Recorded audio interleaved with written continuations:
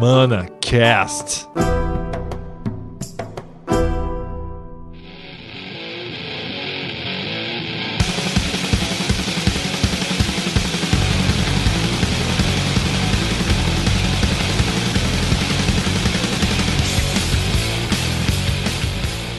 Começa mais um episódio do ManaCast Brasil, seu canal de informações de Magic competitivo. Hoje estou com uma voz um pouco mais rouca, não estou muito bem, estou me recuperando aí de um resfriado, mas vai ser um programa legal, vai ser bacana. Estamos aqui também novamente com a nossa equipe, o Guento. Tudo bem com você, Guento? Beleza, Barroso? Chinês, todo mundo com você?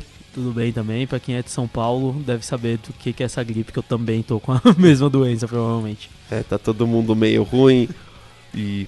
ainda estamos sem o Caio deve retornar no próximo episódio. Esse episódio nós vamos falar sobre o que esperar do Pro Tour. Então vamos aproveitar aí a presença do nosso pro player, o Guento, para falar do que esperar do Pro Tour, o que ele tá achando dos treinos. Como o nosso programa vai pro ar no dia do Pro Tour, não corre risco dessa informação vazar. Então acho que vai ser bem bacana aí, até como parâmetro de comparação, porque foi visto no dia 1 do Pro Tour. E aí, Guento, como estão os treinos? O treino agora tá via mall, né? Tá treinando bastante draft, jogando draft aí todos os dias, mais ou menos. E pra chegar, acho que uma das partes mais importantes é o draft, porque certamente você conseguir acertar um deck no standard pra você fazer um resultado 7-3, numa média de 7-3, se você for bem no draft, possivelmente você consegue aí um top 25, né? Uhum. E vaga e viagem pro próximo Pro Tour. Então a gente tava treinando bastante, se reuniu a galera aqui de São Paulo, eu, o Rastaf, o Chico, o Eloy, o Boloiro, o Jabaiano, que foi campeão do GP ontem, resultado do nosso treino, a equipe forte essa. Então a gente tava se reunindo para treinar draft, até semana passada, antes deles embarcarem, a gente tava treinando, agora tá via mall.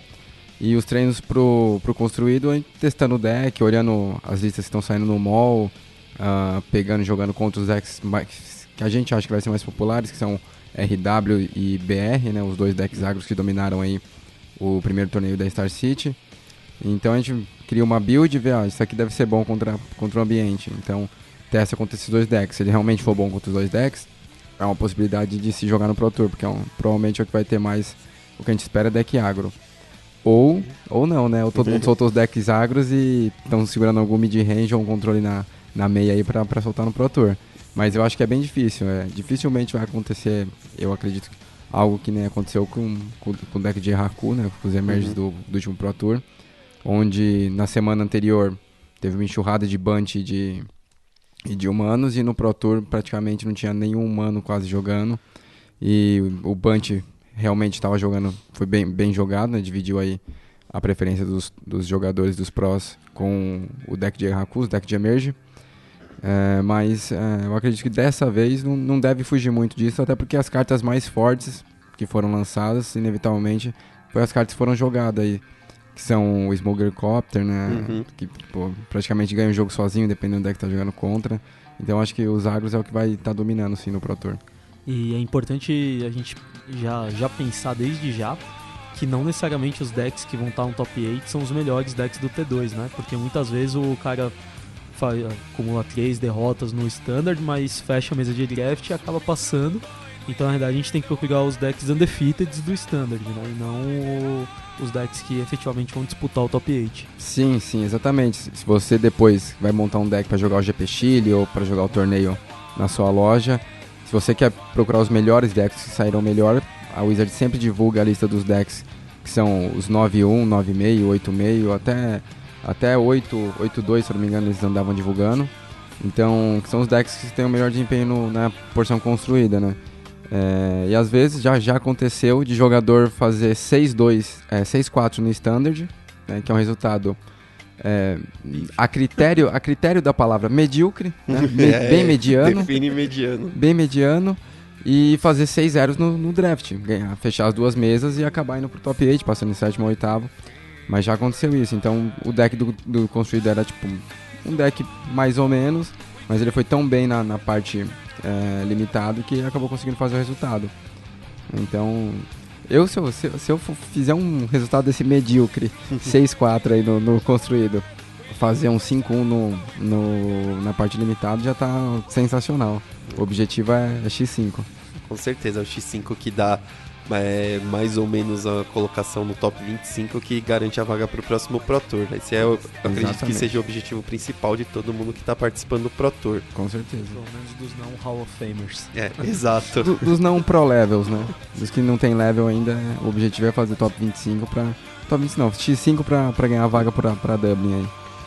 Legal. Falando um pouco do limitado, né? A gente teve 2 torneios grandes que com certeza vão servir de base aí para medir o resultado dos testes e as conclusões e que vai ajudar a dar uma refinada.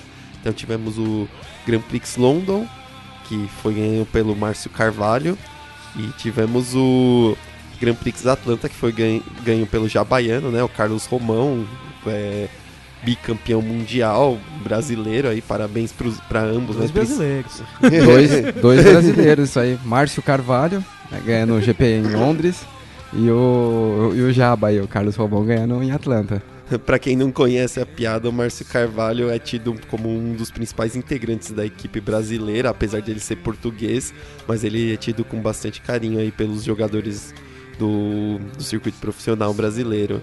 Então, aparentemente, o trabalho que vocês têm feito tenha gerado bons frutos. E uma coisa que eu achei curiosa, que foi o destaque, acho que, do Grand Prix Atlanta, é que da mesa de draft somente o Jabaiano estava draftando verde.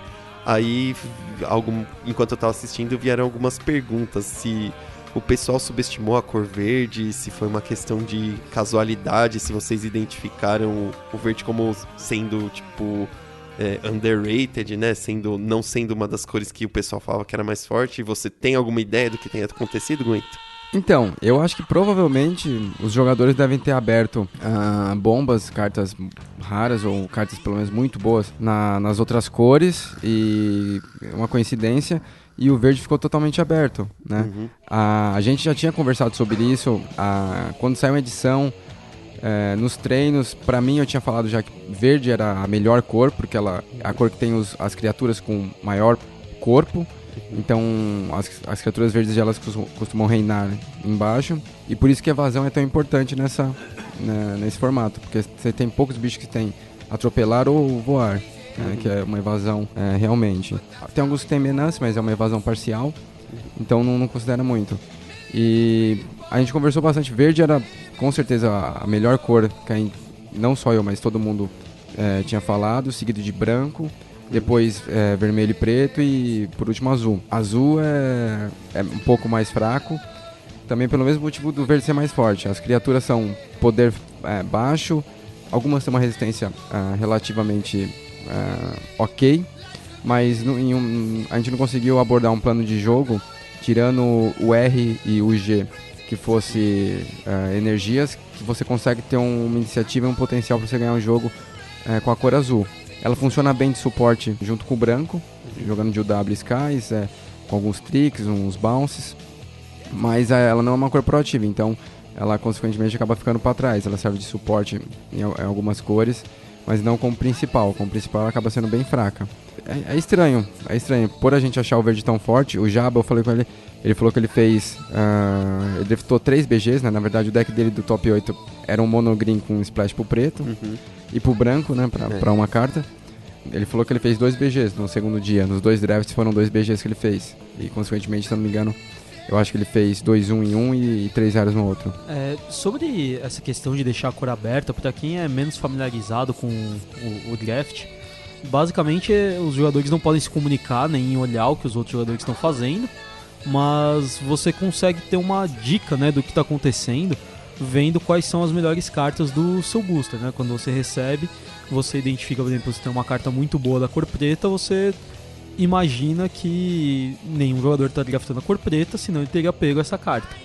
E ao mesmo tempo até existem alguns problemas relacionados a isso, que é aquela questão de quando você tem 2 cartas muito boas da mesma cor num pique mais avançado, que você sabe que você vai pegar a melhor carta do booster, mas você vai passar um sinal ruim, né? Você vai, de certa forma, deixar uma carta boa da mesma cor que você tá num pique mais avançado.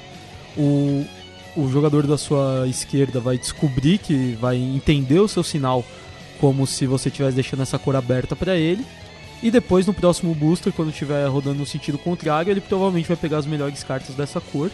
E aí o seu deck vai acabar ficando fraco, porque você vai ter que pegar, né? Você vai ter uma opção a menos. Isso é a estratégia básica, né? Espero não ter falado nenhuma bobagem. Sim, não, é isso mesmo. E aí, em cima disso, como jogador, quando que você se mantém... Como que você faz para se manter firme na sua escolha, digamos assim?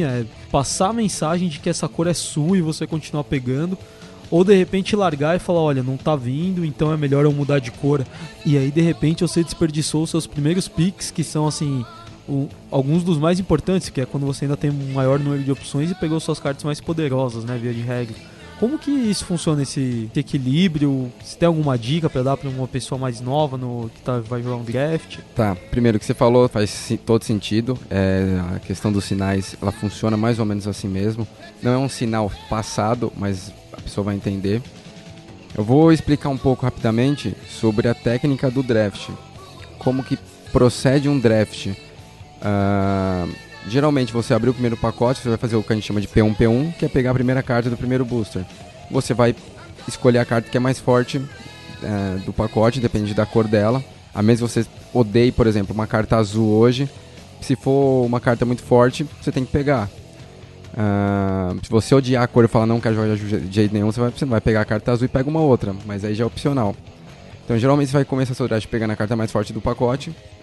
Não significa que ela vai te colocar naquela cor, porque o jogador da sua esquerda, que vai te passar os boosters, ele pode ter pegado uma carta da mesma cor da sua, então vai começar a ter a partir do terceiro ou quarto pick vai começar a ter uma escassez de cartas daquela cor, e consequentemente você pode continuar pegando aquela cor, mas com certeza se o oponente estiver draftando a mesma cor que você, ele vai estar pegando as melhores cartas e vai estar deixando o lado B para você, né, as cartas de segunda força, Tier 2 ou até Tier 3. Então assim, logo nos primeiros picks você já vai começar a identificar a cor que seu adversário, o cara à sua direita está fazendo, pela quantidade de cartas que vem de cores que tem no booster. Geralmente, salvo algumas exceções de algumas edições, e salvo os boosters em português, que eram abertos e tal, tem algum problema de cada booster devia vir aproximadamente 4 cartas de uma certa cor, né? 4 vermelha, 4 azul, 4 verde, e 2 artefatos, um terreno, então mais ou menos isso. Se você recebeu um booster, você pegou uma carta azul, o segundo booster que você pegou do seu adversário tem, sei lá, 5 cartas brancas, 3 verdes, tem tipo uma carta azul, provavelmente ele pegou a carta azul. Você vai fazer a contagem básica de quantas cartas de cada cor tem, e provavelmente ele deve ter pego uma carta azul. Na maioria das edições não acontece de você vir booster de nenhuma, sei lá, faltando carta preta, não vem nenhuma carta preta. Eu já vi isso acontecer algumas vezes em boosters de edições, mas já faz, sei lá, deve fazer uns 2, 3 anos. Hoje os boosters são bem equilibrados, então até para essa questão de draft você consegue desenvolver as cores. Você entendendo, continua pegando azul, não tá vindo azul, já respondendo a sua pergunta, chinês, como se faz, muitas vezes você abandona seus 2, 3 primeiros picks, você muda de cor, você não joga com o seu P1, mesmo que ela seja a carta mais forte que você draftou, simplesmente porque você vai estar vendo que não está chegando carta em você da cor. Então você vai acabar percebendo que está chegando carta de outra cor, porque no sexto, sétimo pick tem uma carta que ela deveria ter sido pegada já, mas ainda não foi. O que significa que provavelmente os 2, 3 jogadores que estão à sua direita não estão naquela cor também. Então aquela carta está sobrando. Essa é a hora de você identificar a cor que a gente chama de aberta e começar a draftar aquela cor. Se você ainda está no primeiro booster, ótimo. Por quê? Porque você sabe que você passou para o seu adversário da esquerda, então muito provavelmente você vai direcionar ele em alguma das cores que você não está pegando. E ele não vai pegar da sua mesma cor, exatamente porque eu já expliquei. Ele não vai chegar carta na cor dele, se você tiver em azul não vai chegar carta azul para ele, então ele não vai pegar azul. Então no segundo booster, que vem no sentido contrário, ele vai deixar as cartas azuis para você, porque ele vai ter que fazer o deck dele, vai pegar a carta que ele tiver na cor. Então no segundo booster, você vai pegar as cartas azuis, as cartas que você estava tentando pegar no primeiro booster e não conseguiu. E no terceiro booster, quando o sentido muda de novo, você vai voltar para a cor que você definiu, viu que estava aberta no primeiro booster, e com certeza vai conseguir pegar cartas boas naquela cor e vai conseguir montar o seu deck. Então assim, dentro dessa temática de sinais, de entender o que está no booster, o que está acontecendo na mesa do draft, é importante você se atentar a não só pegar a melhor carta da cor que você está draftando, quando não for mais P1, P1, por quê? Porque seu deck tem que ter uma curva de mana, você tem que ter X criaturas de custo 2, X de custo 3, X de custo 4, e muitas vezes você tem que deixar de pegar um bom removal, para pegar uma criatura 2 mana 2/2 que não faz nada, para conseguir completar a curva do seu deck, senão ele não vai ter uma jogabilidade interessante para você, e consequentemente você vai ter dificuldades contra os oponentes que abrirem curvado o bicho no 2, no 3, no 4. Então assim, tem uma série de fatores que já é mais complexo, é coisa de treinamento mesmo, que fazem você ter uma contagem mental para saber como está seu deck, e você, quando você está draftando também, você pode colocar um deck específico na sua cabeça. Por exemplo, estou draftando um BW hoje em Kaladesh, daí você começou a pegar um removal, pegou um revoke, aquele encantamento lá que bicho no pacifismo, né? Daí pegou um bicho de custo 3, um de custo 4, pegou um de custo 2. Você vai montando uma temática na sua mente, colocando mais ou menos como se fosse no mall, aquela coisa que fica aberta para você de curva de mana, para você já ter na sua cabeça o que você está fazendo e o que você precisa. Enquanto você está draftando, você já vai imaginando as cartas que você queria naquele deck, de acordo com a temática sua. Se é uma temática de fabricar, se é uma temática que precisa de artefatos. Então você vai montando um deck ideal na sua cabeça e vai tentando preencher com as peças que vão passando nos boosters para você. Só para finalizar, o chinês tinha falado de abandonar a cor, né? Se isso existe treinamento. Então, algumas edições você consegue forçar a cor. Tem as cores que são mais fortes mesmo, tanto em poder quanto em quantidade de cartas playables. Você consegue forçar. No GP do México, era Battle of Zendikar e Oath of Gatewatch, o draft. Eu joguei os 3 drafts, tanto do Day 2 quanto do Top 8, de BW. Eu montei 3 BWs. Parte coincidência e parte porque eu achava o arquétipo bom. Eu gostava bastante de jogar de BW. E tinha bastante cartas que eram playables, que não eram Tier 1, mas que acabava sobrando você pegando em pique tardio. Então você conseguia montar um deck meio forçado, um BW, talvez não ficasse tão bom, mas quando você acertava num BW, ficava fantástico o deck, né? Então é um que vale a pena. Algumas edições você treina, vai jogando, sei lá, joga 30, 40 drafts, e você aprende que não dá pra forçar. Você sabe que vai ficar fraco o deck, então você sabe que no meio da mesa de draft, se não tá vindo card daquela cor, você é obrigado a trocar de cor. O que pode ser que você tente trocar de cor, mas seu oponente da sua direita tá te passando, também viu os mesmos sinais e também muda pra cor. Isso pode acontecer.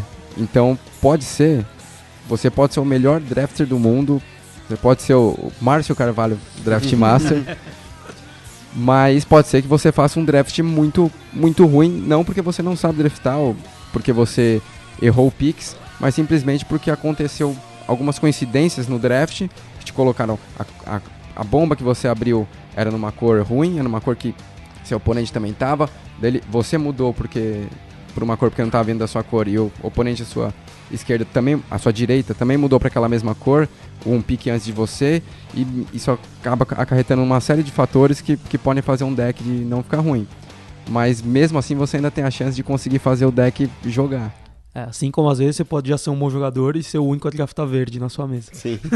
Exatamente, né? Essa questão de não é errar o draft, mas o draft não sair como planejado, é de certa forma, não vou dizer comum, mas acontece com uma certa frequência no... Corriqueiro. É corriqueiro no Pro Tour, porque diferente do draft de loja, onde a maioria dos jogadores estão fazendo picks que interessam a eles mais financeiramente do que em termos de draft, o draft do Pro Tour é num nível tão alto que às vezes essa série de coincidências acabam causando o que eles chamam de train wreck, né? Que é saiu dos trilhos o draft. Então você, principalmente em alguns drafts que eles chamam de feature, onde eles gravam os picks, você pode ver alguns drafts que o jogador começa a fazer vários picks esquisitos, justamente quando acontece esse tipo de acontecimentos. E depois os próprios jogadores explicam, meu draft não saiu conforme planejado e saiu um deck ruim, aí tem que carregar no braço. Sim, exatamente. E assim, o Pro Tour, que depois mostra a mesa de feature mostra todos os decks, cada pick que cada jogador fez. É legal para você que está começando a jogar draft, que gosta do draft, para você ver e fazendo o seu exercício, porque lá ele vai mostrar para você as 15 cartas do primeiro booster. Ele tem lá o Show Pick. Você tenta fazer o pick que você faria no lugar daquele jogador, clica em Show Pick, ele vai mostrar o pick do jogador. E aí você vai fazendo o segundo pick, o terceiro, o quarto, e você vai vendo, vai tentando entrar na ideia do que o jogador estava tentando fazer por aqueles picks. Então, essa parte do Pro Tour onde mostra o feature dos picks é bem legal para quem gosta de draft e gosta de treinar o draft. Você acaba aprendendo muito em relação à parte técnica do que, porque cada jogador pegou cada carta. Sobre essa coisa do draft sair dos trilhos, tem inclusive um artigo do PV que ele conta uma vez, é um artigo sobre outro assunto, mas ele acaba comentando de uma vez que ele foi fazer um draft, na época assim, de Kamigawa, ele draftou um BG. E aí ele olhava para as cartas dele e falava, isso aqui é horrível, não tem nenhuma chance de jogar nenhuma partida. E ele inclusive comenta de que a decisão dele foi jogar com 14 lands. Ele falou, eu tinha tanta certeza que eu ia perder todas, que eu resolvi me dar uma chance. Se eu comprasse 3 terrenos, eu ia ganhar por quantidade de cartas. E era a minha única chance de tentar ganhar alguma partida com o pior deck que eu draftei num evento desse nível. E eu tenho um outro comentário que você comentou sobre no circuito profissional as pessoas não draftarem pensando no dinheiro. E isso até apareceu o Tarmogoyf Foil no top 8, né? Aí com a gente certeza. pensa... Com certeza. Certo. E só mais uma coisa para finalizar essa parte em relação ao que a gente tá falando do draft do Pro Tour. O porquê que é legal draftar no Pro Tour. Não que seja um draft tão diferente de loja, tá? São 8 pessoas na mesa draftando. Só que o nível é maior, né? As pessoas têm uma técnica de draft, sabem o que estão fazendo lá. Elas vão seguir uma linha lógica de raciocínio que é o ideal para uma mesa de draft. Que cada um que estiver na sua cor, drafta a sua cor e vai deixando as cartas passarem para tentar fazer ao máximo, maximizar a chance de você ter disponível o maior número de cartas para você montar o seu deck na hora, né? Alguns jogadores draftam pegando a sua cor, devem uma carta ok que é playable da cor dele, mas ele, não vou pegar essa carta aqui, não, vou cortar esse removal da outra cor aqui. E isso acaba ferindo, digamos, o draft, a mesa de draft, porque você não está fazendo um draft limpo, você está fazendo cuts, que a gente fala, o que não é ilegal, é totalmente válido, tem jogadores que fazem isso. Tem algumas ocasiões que você tem que fazer o cut mesmo, por exemplo, você está draftando um BG, daí no terceiro booster, você abre, sei lá, um Fumigate e nenhuma carta relevante na sua cor, você vai ter que pegar o Fumigate, porque um Fumigate contra você é muito difícil de você lidar. Então, existe isso, sim. Mas no Pro Tour, os jogadores... Isso é a exceção, não a regra, né? Sim, exatamente. Porque se você começar a pegar muitas cartas de outras cores, fazer muito cuts, você vai acabar ficando sem playables e vai ter que colocar cartas muito ruins no seu deck. Então, isso vai afetar você. E assim, não diretamente, a carta que você cortou vai ficar com... Se você não tivesse cortado, iria ficar com o jogador que ia usar ela. Por exemplo, eu abri esse Fumigate e resolvi não cortar. Resolvi pegar uma criatura verde qualquer e passei o booster para a esquerda. Meu oponente, o jogador à minha esquerda, vai pegar o booster, vai olhar o Fumigate. Se ele não tiver no branco e não tiver nenhuma outra carta para ele vai fazer o corte. Então, eu fiz o meu pick, tenho minha criatura para jogar e ele fez o corte. Então, não necessariamente, se você deixar passar uma carta que não é da sua cor, ela vai acabar no deck de alguém. Então, fazer cuts não é tão importante quanto fazer o pick certo da carta que você precisa ou da carta da sua cor, para você tentar ter disponível para você na hora de montar o deck o maior número de cartas possível para tentar deixar o deck melhor. Voltando a falar sobre Kaladesh, só pra gente fechar essa temática do draft, os jogadores fizeram as opiniões de quais são as melhores cartas de cada raridade, né? A raridade é muito importante no draft porque indica quanto daquela carta está disponível para você nos próximos picks. Obviamente as cartas raras são oportunidade única, você sempre deve priorizar caso uma carta rara seja muito boa, ao passo que a comum você às vezes pode esperar ela rotacionar na mesa, esperar chegar o booster de volta em você. Pelo que eu vi nos comentários dos jogadores, a enorme maioria falou que a melhor carta rara / mítica da edição é o Smuggler's Copter pro draft, porque é muito versátil, é bastante agressiva, te dá um late game e um early game muito bom. A melhor carta em comum A maioria dos comentários é do Longtusk Cub. É uma criatura verde muito forte, bastante agressiva e que entra bem na temática de energias. E nas cartas comuns teve bastante discussão, vários jogadores. Eu me lembro de alguns falando que o melhor eu esqueci o nome do veículo, mas que é o trem, né? Que ele é 4/3. Renegade Frightener. É isso. Ele é muito bom. Então, vocês chegaram a fazer essa avaliação já? O que vocês chegam à conclusão? O Márcio Carvalho mandou pra gente em relação à cor branca só. Eles tinham feito, não sei se eles já fizeram em relação a outro, que é o Pick Order, fazer a ordem. Cartas brancas. Qual a melhor, né? A melhor pra pior. E vai fazendo uma série até Tier 1. Daqui pra baixo é Tier 2. Daí vai colocando na ordem, Tier 3. E assim por diante. Ele tinha feito da cor branca, não tinha feito de todas. A gente não chegou a fazer esse levantamento sobre todas as cartas, mas para quem quiser saber, ter uma base mais ou menos, o Frank Karsten fez um artigo na Channel Fireball, que era o Pick Order P1 de Kaladesh, e lá ele coloca todas as cartas de Kaladesh, as 264 cartas na ordem, que ele acha que é a melhor. Só que, como ele mesmo diz, a ordem, ele fez isso antes do treino pro Pro Tour, é a impressão dele de lançamento da edição, e que isso provavelmente vai mudar, né, essa ordem, e que ele não pode divulgar, depois que for o Pro Tour, ele divulga o realinhamento das cartas, porque isso, por enquanto, é informação privilegiada da equipe dele, então ele não pode divulgar. Mas ele tem os comentários a respeito de algumas cartas, tô divergindo um pouco, porque eu acho que a melhor carta em comum é o a White Hawk, que o pessoal chama, que é a Aerial Responder. Eu acho que pra P1, assim, pra te colocar na cor, provavelmente ele se eu abrir esse Longtusk Cub e o Areal, eu pegaria provavelmente o Areal, porque ele é um bicho com evasão, lifelink, então ele tem vigilância, o impacto dele no jogo é maior. Mas se você tá numa temática de energia, o Longtusk Cub vai te funcionar muito mais, porque ele é um gerador de energia e é um aproveitador de energia. Então, assim, pra P1, a ordem do Carsten, que a galera quiser seguir, pode seguir. Eu discordo de alguns poucos cartas que ele classificou como não tão boas, e eu jogando, eu gosto bastante, eu acho que elas são boas. Mas pode seguir a lista dele, tipo, é um ótimo guia para quem quiser saber a ordem dos picks, das cartas.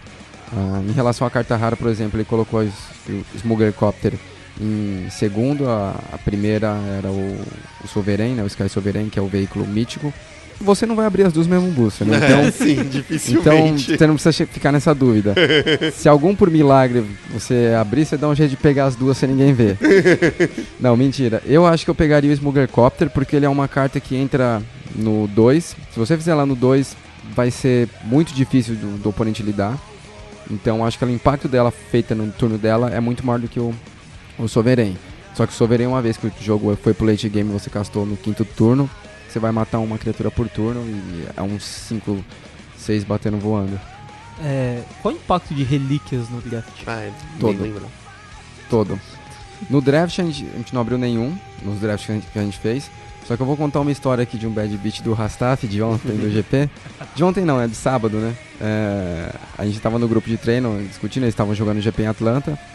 E o Chico tinha dropado, falou que tava indo pro hotel. O Chico dropou 2-3. E 2-3 ainda tem chance. X3 hoje passa. Só que ele não queria continuar jogando, o deck dele era ruim e tal, ele saiu. E aí, lendo aqui as mensagens, tá, o Rastaf falou: você dropou X3, tinha chance ainda? Não, eu tô X3 aqui também, mas eu vou ficar jogando. Eu quero ver quantas vezes eu vou tomar só o ring no primeiro turno. Mano, é só o ring. Ele falou que ele tomou no Game 1, no Game 2 e no Game 3 de uma das rodadas. Então, assim... Ele ganhou um ainda, né? Sim. Praticamente... O deck do Rastaf estava muito bom, pelo que eu vi. Tinha Nissa, era um GW, assim, bem consistente, bastante legal. Gostei bastante do deck dele.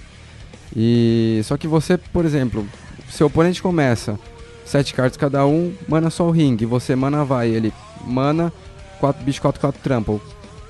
Você vai perder pra esse bicho inevitavelmente. No seria difícil, né? Sim. Você adiantou 2 turnos seu, você deu 2 time walk no seu adversário praticamente. Então, assim, O Sol Ring deve ser uma das melhores relíquias para você abrir. Todos os hooks. Não, Mas os hooks são hooks, né? justos, Os hooks são relíquias justas, né? Scroll Hack. Scroll Hack eu não sei porque ela pode ser roubada, mas o tampo é muito bom, fantástico, sem dúvidas. Ether Vial também, ninguém tá preparado pra pegar. Mas eu acho que o Vial talvez não compense, não sei. Não Você abrir ele no começo, né? Sim, Pelo menos ele é um draw perde morto o no valor, final, o bicho do Affinity, o Vigilante, esqueci o nome. Isso, Steel Overseer, deve ser muito absurdo, porque é uma edição cheia de artefatos. Você faz Overseer no 2, faz um bicho artefato, aquele que tem lifelink, põe um marcador em cada um, faz um no 3, você já era. Parece então, grosso. assim, o Overseer no construído, se você não tirar ele no turno que ele entra em jogo, você perde o controle. No draft, no limitado, num deck que tenha bastante artefatos, vai ser ridículo. E assim, a edição é fácil você ter artefatos, porque sempre sobra alguns criaturas de artefato que são ok, que não são Tier 1, assim, por exemplo, mas que tem uma boa jogabilidade e que sempre encaixam em alguns decks, né? Então acho que as relíquias, seu impacto é total. Se você abrir uma relíquia, provavelmente você vai pegar por causa do que vale muito, mas porque ela é roubada também na maioria a maioria delas vai ser tipo roubada no draft, né? O interessante de pensar nisso é que se você for pensar assim sobre você mesmo, as chances de você ter um Smuggler Copter pra fazer no 2 ou de você ter uma relíquia no seu deck são baixas. Mas se você pegar o campeonato inteiro, você pode ter certeza que uma grande porção dos jogadores vão ter Smuggler Copter e que pelo menos uns 4, 5, não sei estimar exatamente o número, mas vão ter relíquias nos decks deles, né? Sim. Então, assim, talvez eu devesse considerar no Pro Tour especificamente não deixar as relíquias. Então, eu até jogadas. tinha questionado o pessoal se no draft do Pro Tour iam deixar as relíquias, porque é totalmente fora do jogo em si, do jogo competitivo em si, você jogar com uma relíquia e o seu adversário não. A chance de aparecer relíquia no Pro Tour é bem menor do que no GP. No GP, por exemplo, tinha quase 4.000 jogadores jogando, não sei quantos fizeram Day 2, mas era bem mais do que vai ter numa mesa de draft no Pro Tour, que seria cerca de 300 até 350 jogadores. Então, assim, em relação a isso é bem justo. Abrir uma relíquia é bem justo. Independente se você tá jogando com ela ou seu oponente, você tá jogando contra ela, não é, digamos, na parte de jogabilidade, o que a Wizards quer que seja. Com as informações que ela vem passando, divulgando, né? De que ela tá tentando fazer cartas que não deixem o jogo tão injusto, que deixe seu oponente jogar, que é o caso que não anunciou de não fazer mais cartas que ela chama de que caia numa prisão, né? Cartas como êxtase, esse tipo de coisa. Insanity Bridge, que não deixa as criaturas atacarem. Então, essas cartas que deixam o jogo meio injusto, ela já tá anunciando que não vai mais fazer esse tipo de carta. Então, a relíquia, ela vai em contrapartida a tudo isso, né? Então, jogar com uma relíquia é bem injusto. Se num Pro Tour tem 300 jogadores, então um draft de Pro Tour tem 900 boosters, né? Que são 3 boosters aproximadamente, deve dar 350 jogadores que tem a vaga, nem todos aparecem para jogar. A estatística oficial é que sai uma relíquia a cada 144 boosters. Então... vão ser cerca de 10 relíquias jogando. O bastante pra 10 jogadores têm uma vantagem que, no mínimo, discutível, né? Sim, com certeza. E assim, o Carsten também, ele é matemático, ele é PhD em matemática. Se você gosta de estatísticas, ele sempre bota nos artigos dele coisas sobre estatística, do porquê jogar com carta, porquê não jogar com tal carta. Ele fez uma estatística numa mesa de draft com 8 pessoas, com 24 boosters, você tem a probabilidade X de tirar uma carta mítica, Y de uma carta rara aparecer, outra B de incomum e isso para comum também. Então, assim, a probabilidade de uma mesa de draft com 8 pessoas, 24 boosters, é de que apareça cerca de 3.4 cópias de uma mesma comum. Então, isso te dá que você pode pegar, se você tiver naquela cor, pelo menos umas 2 cartas daquela que você pegou se ela for comum. Incomum, se eu não me engano, acho que era 2.2 a chance. Raro era 1 ponto alguma coisa, é um ponto baixo. E mítica, acho que era 0.6, 0.7. De ter uma, não uma específica dentro da edição, de ter uma. Então, assim, com certeza, na mesa de draft deve ter uma mítica, alguém vai pegar ela, né? E incomum, rara vai ter uma porção que é unplayable também, mas vai ter as cartas que são bombas, que são boas e as que são ruins. E comum, a chance de vir nos 24 bullets pelo menos uma de cada é bem grande. Então, isso faz você pensar que você pode estar numa mesa de draft aberta e você pode draftar qualquer uma das cores, entendeu? Essa parte de estatística é bem legal porque você consegue fazer uma análise fora do que é sorte. Eu abri isso aqui, graças a Deus peguei.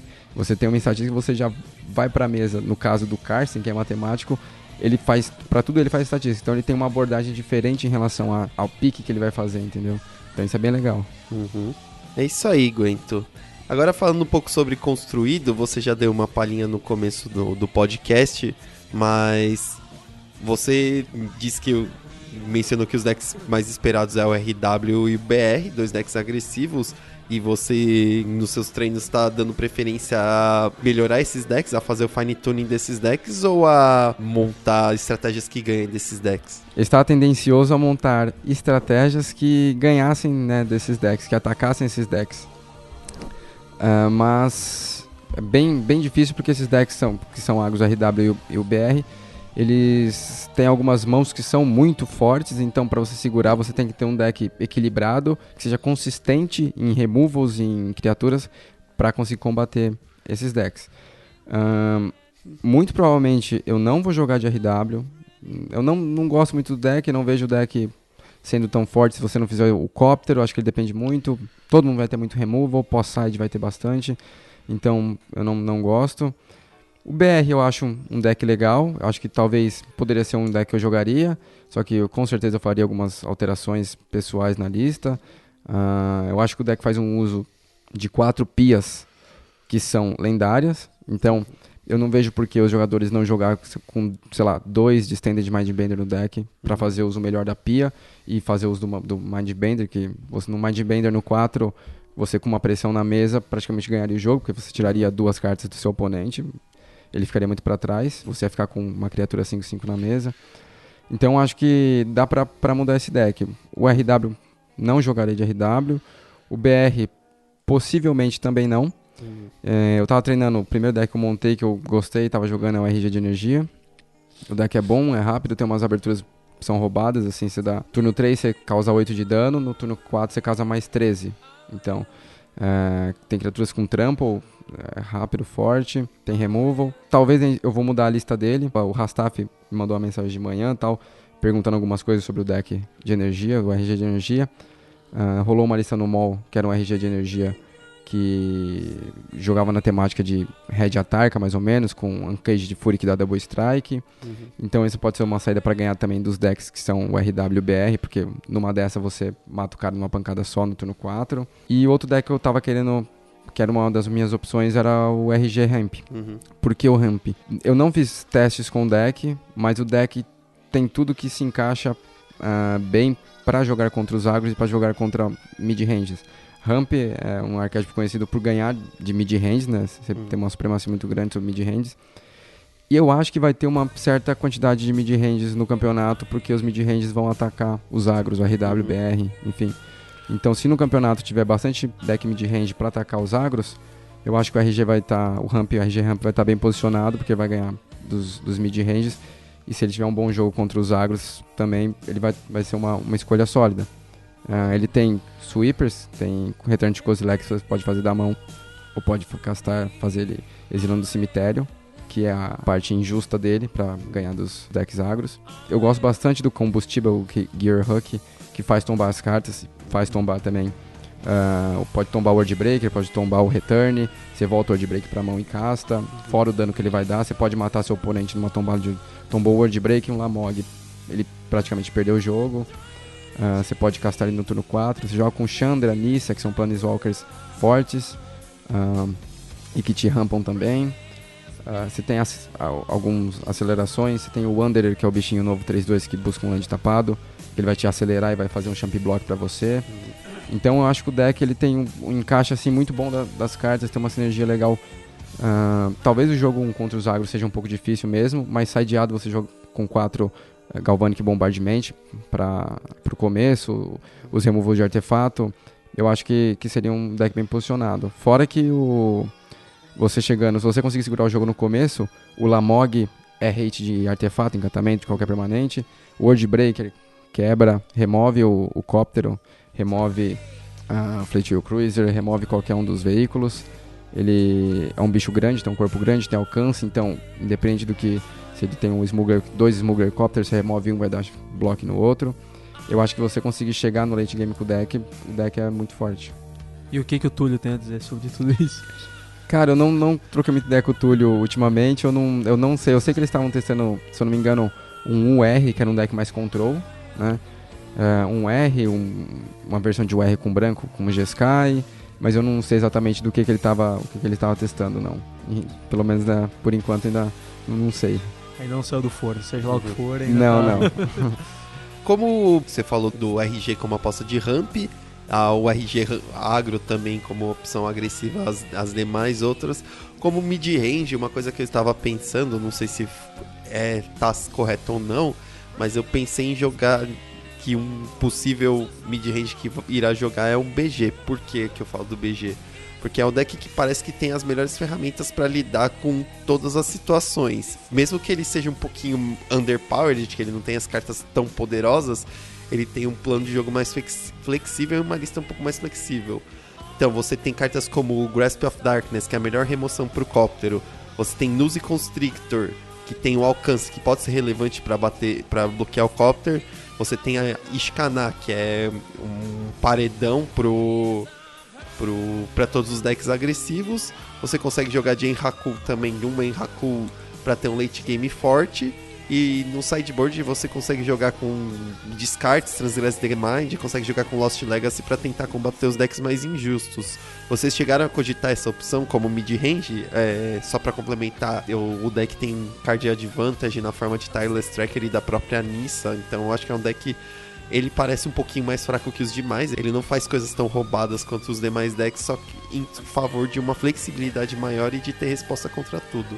Eu acho o deck bem equilibrado, o BG, né? BG Delirium, né? Uhum. Tem algumas versões que são mais agros que eu cheguei a ver. Eu gostei de uma lista de BG Delirium com Green Flare e Copter também. Uhum. E a Dríade, eu esqueci o nome agora, Gnarly Wood. Dríade Nodosa. Isso, que ela tem Death Touch, pode ficar 3/3, é uma mana. Então é uma lista um pouco mais agro. Gostei da lista. Acho que o deck é bem posicionado. Se você não está muito definido se quer jogar de agro, se quer jogar... Você tem um game que você pode ganhar de tudo, você pode perder de tudo também, obviamente. Mas acho que ele é bem equilibrado. O problema maior que eu vejo é porque todas as listas jogam de qualquer deck jogam com removal. E você tem uma dificuldade muito grande de manter o Tireless Tracker na mesa, né? Então, assim, eu acho que é um deck que ele acaba perdendo um pouco o fôlego no final, no late game, por ele ter uma escassez de... Você vai gastar suas mágicas matando as criaturas no começo, fazendo seus bichos para fazer um champ block, ou para trocar, ou vai tomar removal. E eu acho que ele fica muito dependente do Tireless Tracker. E o Tracker ele já nasce com um alvo muito grande, né, na cabeça dele. Porque se você não lidar com o Tracker, ele vai ficar, além de ele ficar grande, vai te dar muitas cartas. Então, eu acho que o deck é bom, mas eu não sei se eu jogaria com esse deck, porque eu acho que ele fica muito à mercê do topo, do top draw. Né? Chega uma hora que ele não tem ele tem, como você falou, algumas versões que jogam com Enraku, um plano de jogo um pouco mais mid-range, mas eu acho que você é obrigado a gastar os seus recursos mais cedo, para poder combater os decks agros, e você acaba ficando sem recurso no final e vivendo do topo. É meio agonizante isso, não sei. Pode ser que eu esteja falando uma grande besteira aqui, e pode ser um deck muito bem posicionado para jogar o Pro Tour, mas não sei, eu não gosto tanto assim do deck ainda para dar um tiro nele no Pro Tour. Ficando ainda nesse tema de Kaladesh, mas meio que mudando totalmente, tem um reprint em Kaladesh que é o Tutor Diabólico. O Tutor Diabólico foi lançado em Odisseia, foi Staple na sua época, né? Jogava no Mono Black Control. Ele teve alguns reprints e em todos os reprints ele viu de certa forma um pouco de jogo no Standard, ainda que não muito. Hoje eu vejo o Magic mais lento do que era o Magic daquela época, apesar de mais eficiente, né? Mas os decks jogam com mais terrenos, demoram mais para matar. E a carta hoje é praticamente unplayable. Assim, ninguém discutiu nada a respeito sobre ela no spoiler, e nem acho que deva. Também não consigo enxergar ele em lugar nenhum. E isso, assim, me parece meio estranho, porque agora me parece que seria muito melhor do que naquela época. Agora você pode pegar Planeswalker, você pode pegar cartas com impacto muito maior na mesa do que fazia naquela época. E mesmo assim, uma carta como essa desaparece totalmente. O que você acha, assim, disso? Como isso mudou, assim, no T2 para esse tipo de carta perder o valor dessa forma? Mais uma dúvida pro pessoal mais antigo que também tá ouvindo e tentando se atualizar no T2. De repente é uma carta que mudou muito o power level ao longo dos tempos, né? A mesma carta, porém com um valor totalmente diferente. Então, Chinês, o Tutor Diabólico ele é praticamente uma substituição do Dark Petition, né? Que chegou a ver um pouco de jogo, né, em algumas listas, até o Jund, o Emerge jogava acho que com Dark Petition, o BW jogava com Dark Petition. Era um tutor que, quando ele estava no Spellmaster, ele praticamente custava 2 manas, porque ele custava 5, mas você só pode fazer no 5º turno, teoricamente, mas ele te gerava 3, então era um tutor de 2 manas. O Magic sempre teve tutores, né, como você falou, em todas as edições, todas no Construído sempre teve algum tipo de tutor. E eu acho que ela foi ficando pior ao longo do tempo, porque os jogadores foram vendo que eles não precisam tutorar a carta para você conseguir ganhar o jogo, para aquela carta vir. Tem outras maneiras. Card Drawing talvez seja mais eficiente do que um tutor, porque você não está gastando tantas manas, você não está fazendo um tutor em si, mas você está acelerando o seu jogo. Então, acelerar o seu jogo talvez seja mais importante do que você buscar aquela carta especificamente. Então, assim, eu joguei com um tutor diabólico na época de Futuricite, não lembro qual eram as outras edições da época, o bloco, né, que era de Time Spiral. Eu jogava com Mono Black, com troco eu brincava que era Mono Black, com Splash pro vermelho e pro branco. Era um Mono Black, era um Mar2, mas o deck só tinha cartas e tinha um Dentritívoro, que era uma criatura com suspend que quebrava land, que era vermelho. Como se fosse, acho que era Bunnyfire, que era uma Fireball vermelha. E carta branca era pra Mortify, que era uma carta BW que matava bicho ou encantamento. E o deck eu gostava bastante, era muito bom, ele dominava todos os decks que eram de criatura, era na mesma época do Project X. Usava Tendrils of Corruption esse deck, não é? Isso. Damnation, Tendrils of Corruption, Arena Phyrexiana, era um monstro Arena Phyrexiana, foi a última vez que foi reprintado. Matava de Corlash ou Helldozer, que no princípio parecia uma piada, mas como todo o ambiente era de choque lands, a gente viu que quando ele caía na mesa você quebrava 3 lands por turno e ganhava o jogo. Deptor's Kinel, que era um encantamento de 7 manas que buscava uma criatura do cemitério de qualquer oponente, ou seu mesmo pro jogo. Então, assim, esse deck, a gente usava tutor por quê? Porque tinha várias One of a Kind, várias cartas, uma de cada, e era interessante, porque em certa ocasião do jogo você ia precisar de alguma delas para você poder ter acesso, para não ter que jogar com 2 de cada, 3 de cada. Só que alguns decks não precisam disso, não precisam fazer o tutor, né? Por exemplo, o Grapple of the Past é uma espécie de tutor de criaturas. Ele não é um tutor direto, porque você não escolhe a criatura, mas vai chegar um momento do jogo que o cemitério vai estar cheio de criaturas, você vai fazer vai tombar 3 cartas e você vai pegar a criatura que você quer. Então, assim, eu acho que ao longo do tempo foram saindo cartas mais eficientes, que fazem um trabalho parecido com um trabalho de cartas de tutor faz, só que por menos mana e mais flexibilidade. Então, acho que por isso as cartas de tutor, como o tutor diabólico, perderam um pouco de espaço durante o tempo. E o Magic mudou, né? Hoje em dia as mágicas têm impacto forte. Se você perder o seu turno 4 fazendo um tutor, sem ter um follow-up, né? Sem ter uma jogada em seguida, você fica muito para trás. O Dark Petition, ele contornava isso gerando 3 manas. Então você conseguia fazer o Dark Petition no 5 e dar remoção, por exemplo, que você fosse morrer. Que é engraçado porque os decks agressivos de antes matavam mais rápido que os decks agressivos de hoje. Mas parece que o tempo é mais valioso agora do que era naquela época. Eu discordo um pouco disso. Eu acho que tinham decks especificamente mais rápidos, que era o caso, por exemplo, do Goblin. O Goblin no deck era muito rápido, tinha mãos de matar no turno 3. Então, só que também, na mesma época, tinha o W, que era um deck muito lento, que controlava o jogo e às vezes ganhava a partida de 1-0, porque ele controlava. Se o oponente não concedia, ele demorava pra matar. Eu acho que naquela época era mais rápido, justamente porque as pessoas usavam cartas como esses tutores. Aí hoje você joga com um deck que na realidade não é necessariamente mais lento, mas os seus oponentes fazem jogadas mais eficientes e aí acaba demorando mais a partida. Sim. Os jogos hoje, acho que até o Modern, ele reflete muito isso. O jogo vai e vem, ele vai e vem. Você tá ganhando, você tá perdendo, você tá ganhando, você tá perdendo. Antigamente era, o Goblin foi, tomou um Wing Shards, perdeu. Não volta pro até jogo. o momento que estava perdendo e aí não volta mais. Hoje os decks voltam muito mais do que antes, né? Isso são casos de decks, geralmente os decks agros fazem isso. Ou ganha muito rápido, ou se não consigo ganhar, no late game vai perder, né? Bom, tinha o Fires também, que era um deck bem rápido, né, Chinês? Eu não jogava nessa época. Seu primeiro deck? Eu não jogava nessa época ainda, mas tive o prazer de jogar com esse deck algumas vezes no deck de campeões aí. Só pra fechar aqui essa parte do T2, tem um outro deck que despertou uma curiosidade que a gente não viu quase, não sei se tá aparecendo no mall, é o B-Zombies. Porque é um deck que parece que é o melhor deck que usa o Smuggler's Copter. Você chegou a ver alguma coisa disso? Eu não gosto da interação de Amálgama com Hunted Dead. Eu acho que é uma interação fraca pra T2. Acho que você tem que vir com os dois na mão, por exemplo, pra descartar os dois, para os dois funcionar. Um sem o outro não funciona muito bem. Então, eu acho que não é o tipo de deck que me agrada. Mas a gente já teve a experiência dos brasileiros que jogaram de UB Zombies no outro Pro Tour. Ninguém gostou do deck, depois todos falaram que foi um erro. Então o Saporito no programa que falou. Sim, claro. Mas tem uma lista que eu acho que ela é muito boa. Que é a lista do Grix Emerge. Que joga em cima de Amálgama, Hunted Dead, joga com o Score Hip, que é o artefato novo que volta ao cemitério.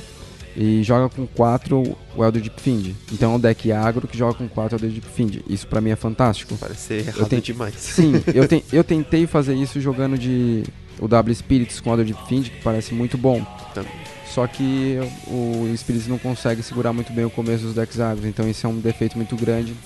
Talvez não ganhe. Pra jogar contra os decks de Emerge, contra decks mid-range, BG, o deck era fantástico. Mas, primeiro, Elder Deep Fiend é a Mistbind. Não tá escrito isso na carta, mas é isso que ela faz. Então, ela é muito forte. A única coisa do problema desse deck é a mana base. Ele é um Grix. Então, você tem vários terrenos das 3 cores, só que ele é um deck agro. Então você vai precisar cedo de cada uma dessas lands. Então algumas delas vão entrar tapadas. Inevitavelmente vai ter jogos que você vai fazer as 3 de pé maravilhosamente. Você vai curvar infinito e vai ganhar o jogo. Tanto que o deck foi o único deck praticamente diferente do SCG, que perdeu a final. Sim.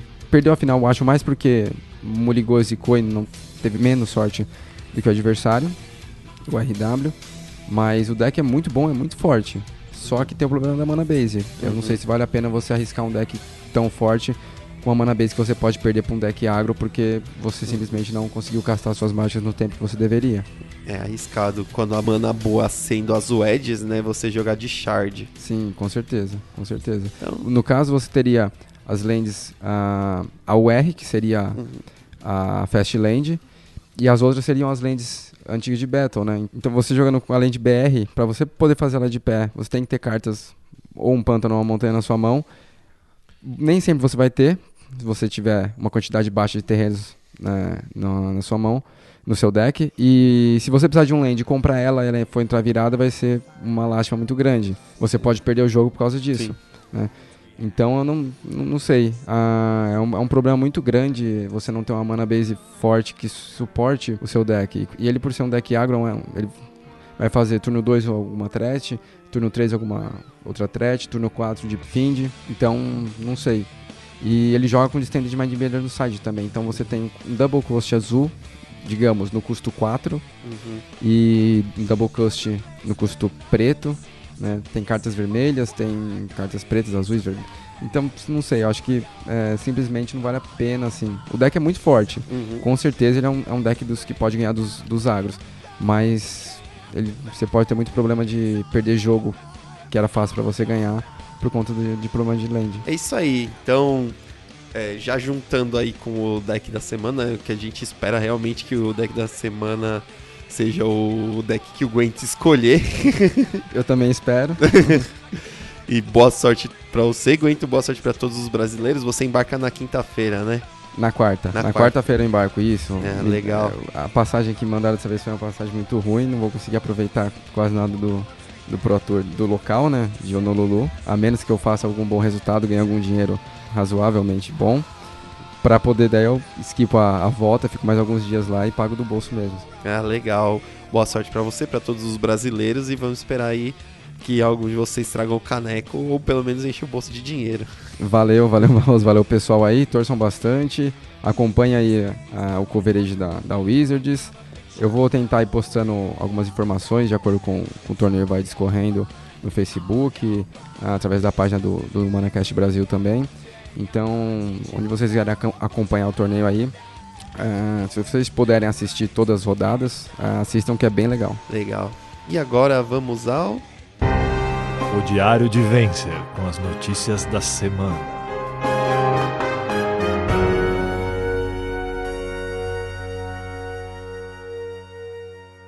No Diário de Vencer, nós já mencionamos, né? Tivemos dos 2 GPs limitados, onde o GP Londres, que o Márcio Carvalho foi campeão, e o GP Atlanta, que o Jabaiano levou o caneco. 2 integrantes aí do time de brasileiros do Pro Tour.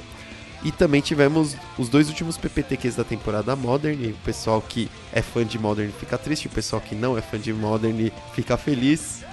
Então vou estar aqui comemorando, né?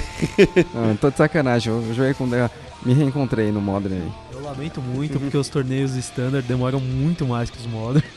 Não, eu me reencontrei no Modern aí, fazia tempo que eu não castava Titã verde e tá feliz, realmente tá eu tenho que jogar com Titã, não importa o deck. Não importa o deck é bom ou ruim, tem que jogar com Titã. Aqui em São Paulo tivemos os últimos PPTQs da temporada, tivemos um PPTQ duplo, que é o amálgama da Chaos Games com a Deck Store. Eles tinham marcado para o mesmo dia, aí para não matar o público do outro, eles alugaram o salão da Devir e fizeram 2 PPTQs no mesmo dia, o primeiro começando mais cedo e o segundo começando mais tarde.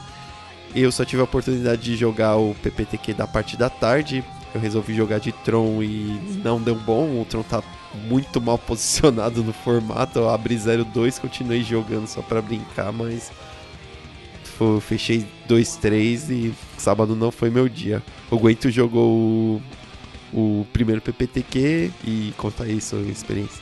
Eu joguei o do sábado, primeiro da manhã, né? Joguei de Valakut, fiz 4-2, foram 6 rodadas, né? Tivemos 50 pessoas jogando o torneio. Foi um dos maiores aqui de São Paulo, só acho que o maior, tirando o da final do Circuito Liga Magic, né? Eu fiz 4-2, acabei ficando em 10º, não passei. Eu tinha algumas chances de passar por causa da quantidade de jogadores e número de rodadas, mas eu acabei ficando em 10º e não consegui me classificar para o top 8, né? E o top 8 ele tá bem bom pros Valakuts, né? O ambiente acho que tá bem bom pros Valakuts, então é uma pena. Sim. Mas quase que um Valakut ganha. Tivemos algo curioso acontecendo, né, nesse mesmo torneio. O Vitor Grassato, o Grilo, nosso amigo, né? Um abraço pro Grilo aí. Parceirão nosso aí. Tanto dia pra ser citado logo com essa ocasião. Alemão. Ele nos brindou com um show de horrores que aconteceu na semifinal contra um Jund, onde ele tinha voltado de um jogo perdido, ele ligou a 5 no jogo, tomou 2 Tog Sizes, ficou com 3 lands na mesa, só que ele estava iluminado nesse dia, ele mesmo falou, ele sabia disso, ele comprou seguidamente 2 lands, um macaco e uma brecha e um titã, fez, o oponente de Jund não teve muito o que fazer. Ele ganharia o jogo, matou o Titã, mas ele ganharia o jogo na volta porque ele acabou depois comprando 2 Escape Shifts seguidos. Ele mostrou os 2 Escape Shifts pro oponente, né? O oponente não concedeu o jogo para ele fazer. Ele desvirou, ficou meio exaltado porque o oponente não concedeu. Desvirou, castou a Magic Escape Shift e falou assim: vou sacrificar 7 montanhas. Eu tava assistindo o jogo atrás dele e quando ele falou vou sacrificar 7 montanhas, eu na hora já pensei: perdeu. Muito burro. Porque o deck tem 12. Pra você ativar o Valakut você precisa de 6. 7 mais 5 são 12. Então ele não teria 6 pra achar. Então na hora que ele sacrificou os lands, eu só coloquei a mão na cabeça e pensei: que merda que ele fez, né? E aí ele perdeu o jogo, que ele tava ganho, não precisava fazer nada, só castar o Valakut, o cara tava 7, só castar o Escape Shift, o oponente tava 7, ele podia sacrificar uma montanha e pegar outra montanha, fazer o segundo Escape Shift, sacrificar uma montanha, pegar outra montanha, ele podia fazer N coisas e ele acabou sacrificando 7 montanhas, é um número que você nunca sacrifica. nesse deck você não sacrifica 7 montanhas. Você pode sacrificar 7 terrenos, mas nunca 7 montanhas. E a partida tava 1-1 na semifinal, né? Na semifinal. Era letal pra ir pra final. Sim, exatamente. E a final seria um game bom pra ele, seria um match favorável pra ele, que foi o Clot que acabou ganhando. Não façam isso, pessoas. Nunca sacrifiquem 7 montanhas para o Escape Shift. Certo. A menos que vocês joguem com mais de 12. Quem acabou ganhando então foi o Jorge Klotz, estava com um Bring to Light com Lotus Cobra, uma invenção do Ricardo Cabrini, também conhecido como Manowar. Então é uma lista completamente fora do comum, né? Falam que o Manowar vem do futuro, né? Então essa lista é bem do futuro mesmo. Não sei de qual futuro, mas... É de um futuro. O segundo PPTQ foi ganho pelo Henrique Montenegro, ele tava de UR Delver. Acabou ganhando do Rodrigo Mack na final. Rodrigo Mack, amigo nosso, um abraço pra ele. E no domingo tivemos o PPTQ da Epic. Eles novamente estavam lá, só que dessa vez de Dread. Eu acabei perdendo a primeira partida, mas consegui chegar no top 8, vencendo as 3. Não consegui dar ID na última, porque o meu oponente tinha 7 pontos, eu tinha 9. Então a gente foi obrigado a jogar. Acabei vencendo uma das partidas mais emocionantes dos últimos tempos que eu joguei. Eu acabei vencendo no meu último turno da partida, com o meu oponente me pressionando muito forte. O Dread, ele é um deck com pouca interação. Ele tinha feito também um Archangel of Tune. Eu consegui contornar o Archangel of Tune e sobreviver à pressão no ataque das criaturas maior que eu e ainda ganhar na volta, assim. Num turno que ele também num jogo que ele comprou meio mal e eu consegui tombar quase todo o meu deck. Acabei perdendo no top 8, não deu muito certo as coisas. Eu liguei a 4 os 2 primeiros jogos, ainda ganhei um desses, só que o terceiro jogo, o Alex Rodrigues, estava jogando de Jund, abriu com todos os hates possíveis e aí não teve como contornar. E você, Gwen, você também jogou? Como é que foi o seu torneio? Fiz 4,5, né? A gente deu ID na penúltima rodada, foram 5. E eu acabei jogando na última rodada por questões de que os 4 já estavam alocados, a gente já tinha falado que ia jogar. A Epic ofereceu uma premiação extra, que era uma box de Lua Arcana em coreano pro primeiro, que é uma premiação razoável, né? Pra quem passasse, a premiação era pelo suíço. E eu resolvi jogar, os outros também jogaram. Eu acabei ganhando, mas eu fiquei em segundo, né? Eu joguei, falar a verdade, joguei mais pra poder tentar ficar em primeiro pra começar todas as partidas, que no Modern é importante, e em um deck combo mais ainda. Eu passei em segundo, peguei o sétimo, que foi o Tiberium, que tava jogando com Naya Burn. Tibério semifinalista do... Não, outro Tibério. Outro Tibério? São Não. 2 Tibérios que tinham. O O outro Tibério também fez top 8. Sim, o outro Tibério é sobrenome, que tava jogando de Jund, que foi contra quem o Grilo fez a tragédia no dia antes. Na terceira rodada, eu enfrentei o Tibério. Daí eu olhei e falei, Tibério, eu e você? Dele mesmo, ele tava de Jund, não acredito, esse deck de novo, nossa, só que agora não é o Grilo, né, você não vai me conceder. Daí eu olhei e falei, não, mas peraí. Mas era Tibério mesmo o nome do cara? Eu falei, era. Ele falou, não, o meu é sobrenome. Eu falei, é outro. Eu falei, tem 2 Tibérios no campeonato? Como assim? E aí era o outro, que é o rapaz que era o Tibério, que ele tava de Naya Burn.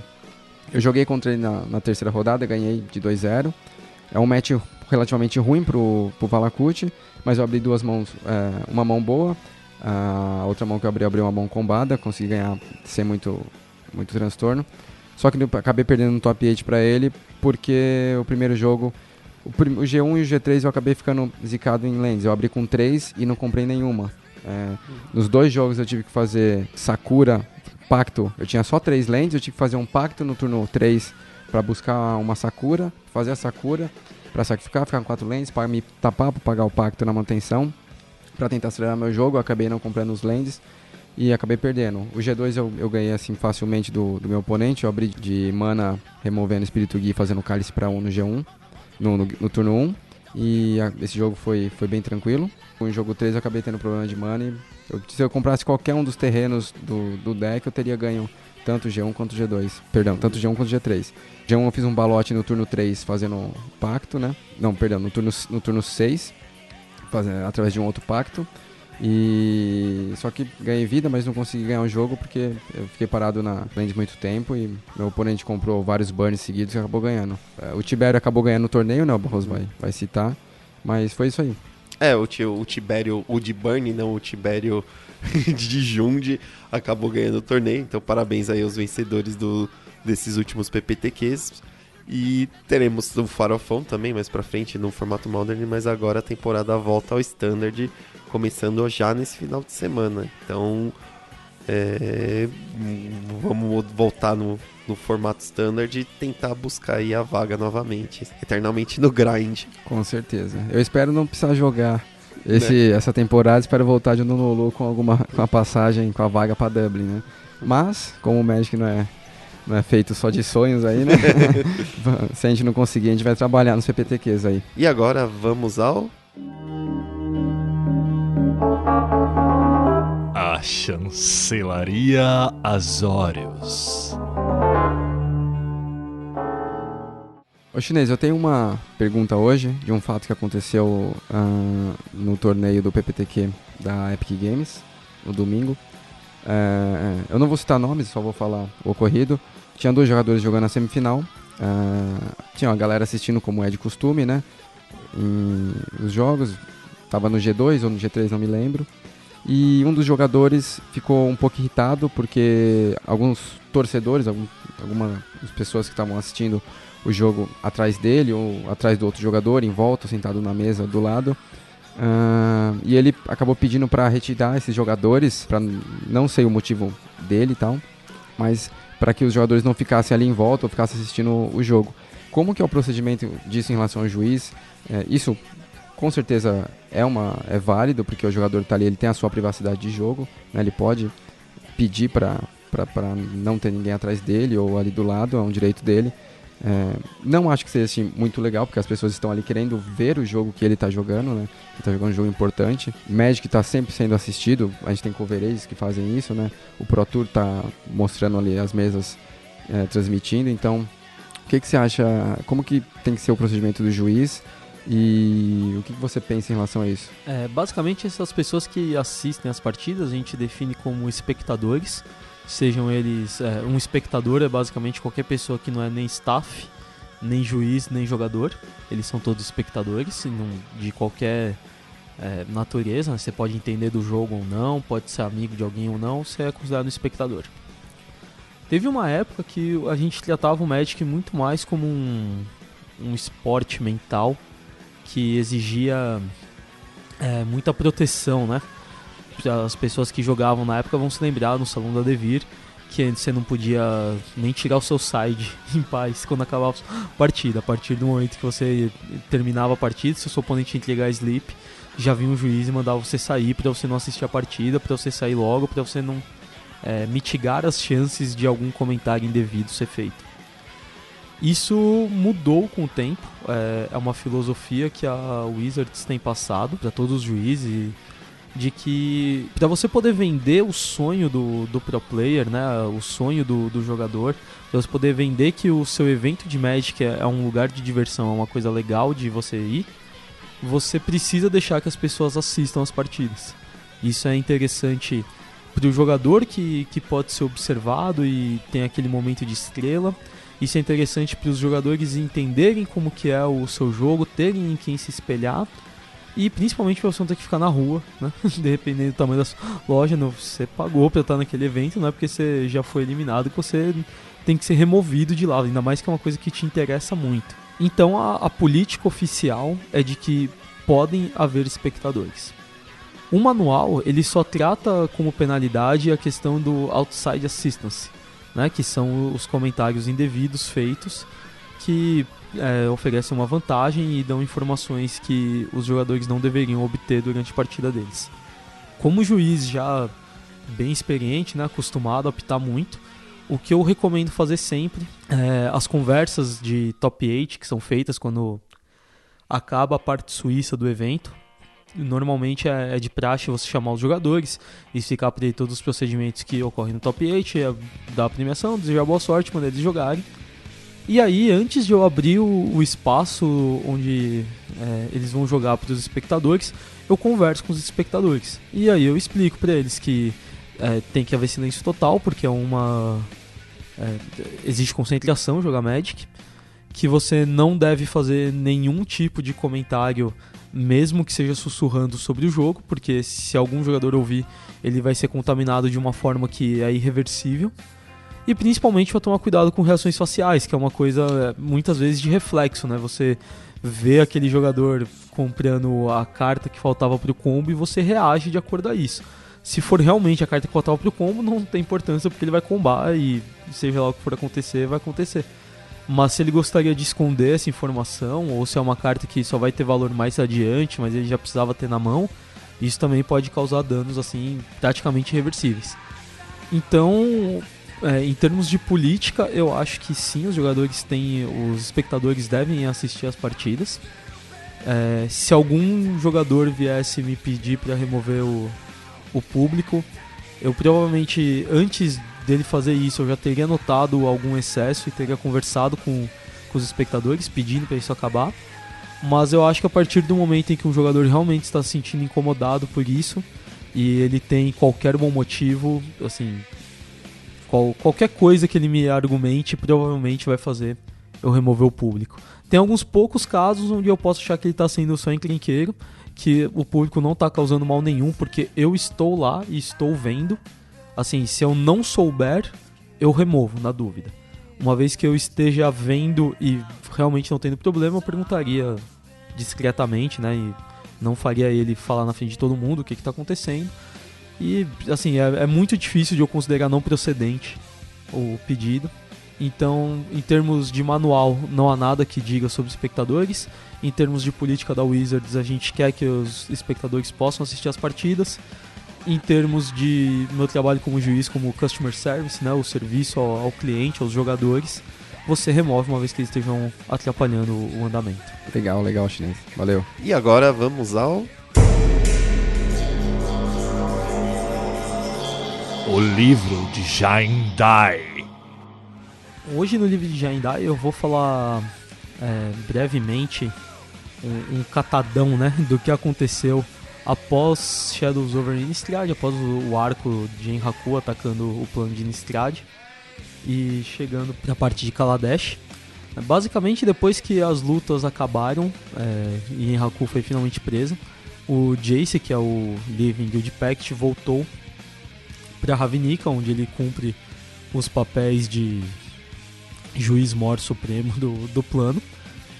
E toda a vigília foi junto com ele para Ravnica. Chegando lá, eles começaram enquanto o Jace cuidava de seus problemas com uma pilha de papéis e de contendas que ele deveria solucionar, o Gideon, ele é o chefe da guarda Boros, também foi cuidar dessas coisas, das tarefas dele. E a Chandra se sentiu, como deu o nome do episódio, homesick, né, com saudades de casa, porque Ravnica é um plano de cidades e lembrava muito Kaladesh.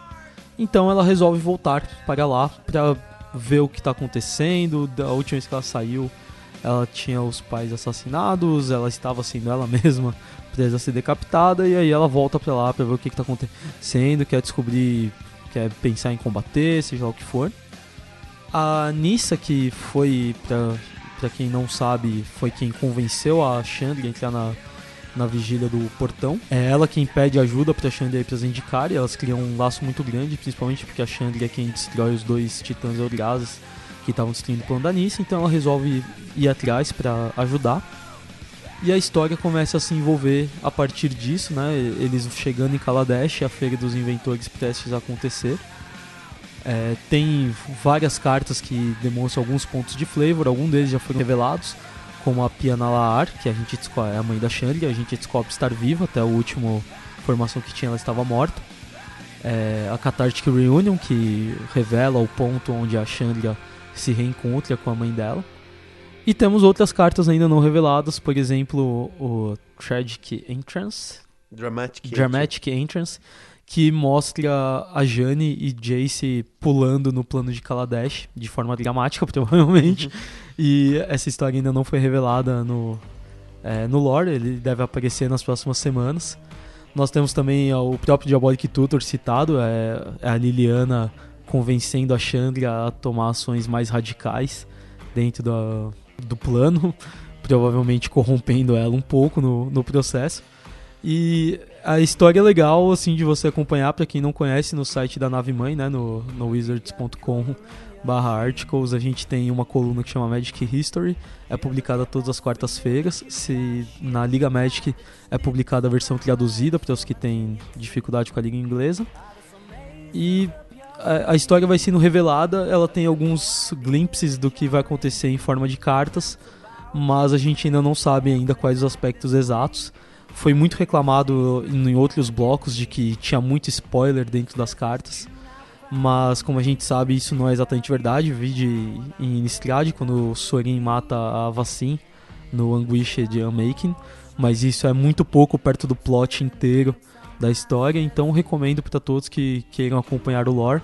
Mas nas próximas semanas eu pretendo continuar resumindo um pouco do que está acontecendo em cada uma dessas colunas, pelo menos para ver se eu instigo todo mundo a pesquisar. É um setor que a Wizards tem investido bastante e o lore tá ficando muito legal ultimamente. É isso aí. E agora vamos fechar o nosso programa, desejando mais uma vez muito boa sorte a todos os jogadores do Pro Tour, os jogadores brasileiros principalmente ao nosso integrante, o Guento.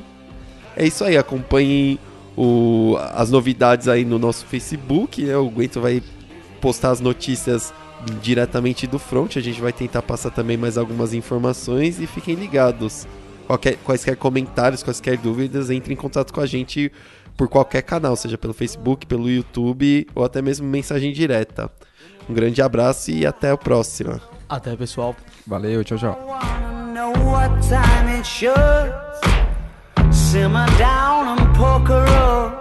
I'm sorry to interrupt, it's just I'm constantly on the cusp. I've tried and to kiss you. I don't know if... Esse podcast é uma produção Agência WTF.